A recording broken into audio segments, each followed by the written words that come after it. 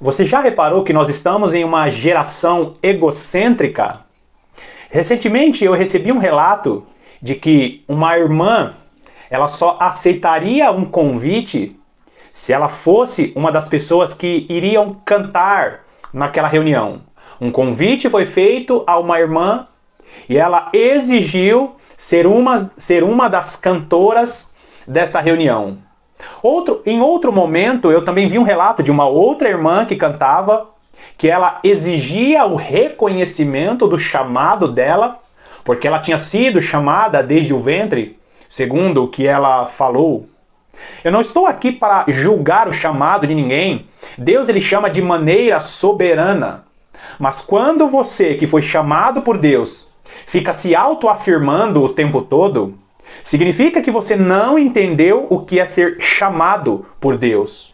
Deus ele chama de maneira soberana, e se você entrega nas mãos dele o seu chamado, ele vai te guiar mediante a inspiração do Espírito Santo.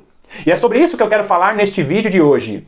Eu te faço uma pergunta: você foi chamado por Deus e você está deixando o Espírito Santo guiar a sua agenda? Seja bem-vindo a mais um vídeo do canal A Lâmpada para os Meus Pés.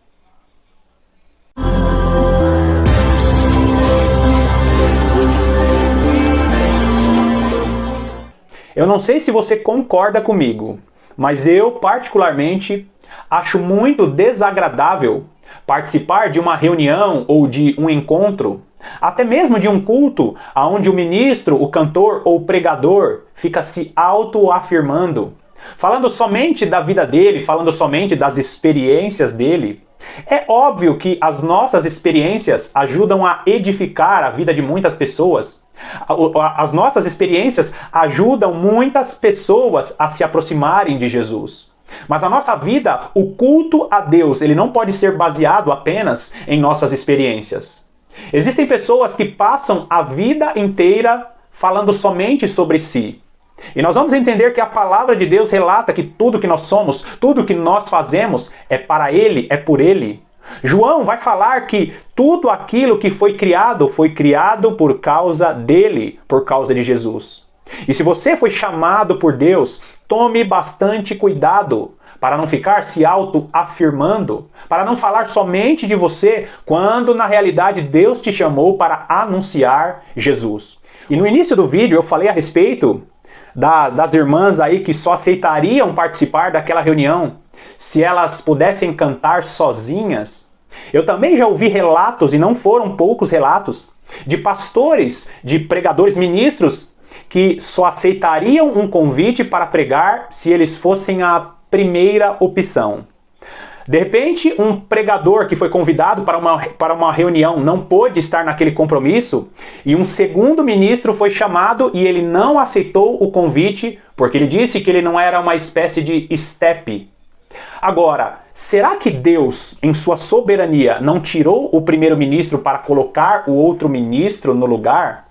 Será que se você que recebeu um convite em cima da hora, será que Deus ele não tirou aquela pessoa que estava agendada pelo homem para que você ministre no lugar, mesmo sendo chamado em cima da hora?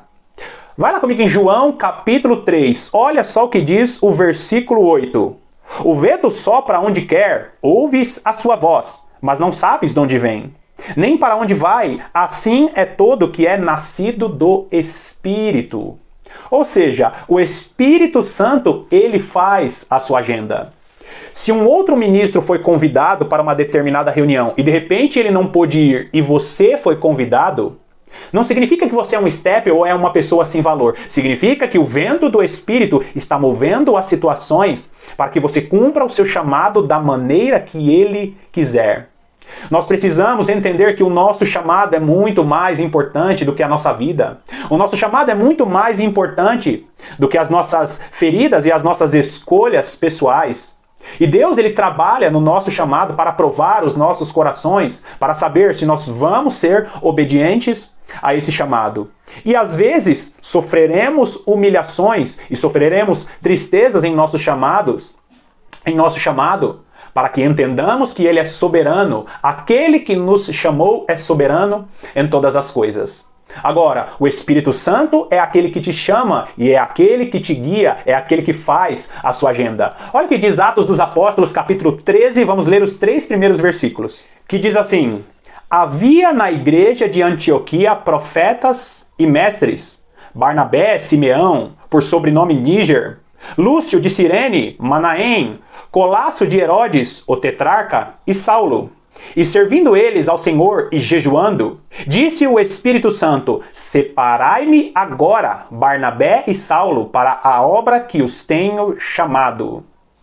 Então, jejuando e orando, e impondo sobre eles as mãos, os despediram. Então, o mesmo Espírito, o mesmo Senhor que chamou Barnabé e Saulo, é aquele que direciona a agenda daqueles a quem ele chamou. Então, queridos, se você foi chamado por Deus, saiba que Deus ele vai direcionar a sua agenda, ele vai direcionar o seu chamado, porque aquele que chama soberanamente, ele sabe o lugar aonde ele vai colocar os seus filhos. Tome bastante cuidado para não querer comandar tudo em seu chamado. Tome bastante cuidado para não pensar que você é mais importante que o seu chamado. Tome bastante cuidado para não tirar Jesus do foco e ficar falando apenas a respeito de você. Tudo que nós somos, tudo aquilo que nós fazemos, é por Ele, é para Ele. Para Jesus foram feitas todas as coisas. E se você foi chamado por Deus, você é um privilegiado. Deus espera que você deixe o Espírito Santo te guiar, porque o vento sopra e nós não sabemos para onde ele vai soprar. Mas nós precisamos estar na direção certa para que nós venhamos agradar a Deus através do nosso chamado. Mais uma vez eu quero te agradecer pela sua companhia e que Deus te abençoe ricamente.